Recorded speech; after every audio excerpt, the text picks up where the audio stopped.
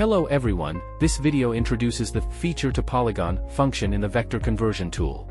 This function creates a feature class containing polygons generated from closed areas defined by input line or polygon features.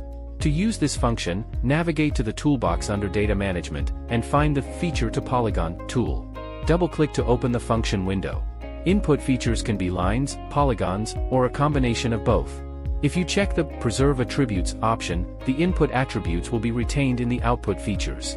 However, if label features are present, the output features will contain only the attributes of the label features. This is the default setting.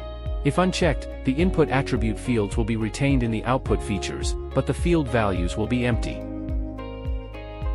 Label features must be point features, and they contain the attributes to be transferred to the output polygon features. Next, set the storage location and name for the output polygon features. The Add Result to Project option is only effective when the output feature class result is output to the GPKG database where the project is located. When checked, it will automatically build a layer for the result data and add it to the project. After completing the settings, click OK to proceed. The conversion from features to polygons will be successful. You can use the pick function to check the geometry type of the output polygon features.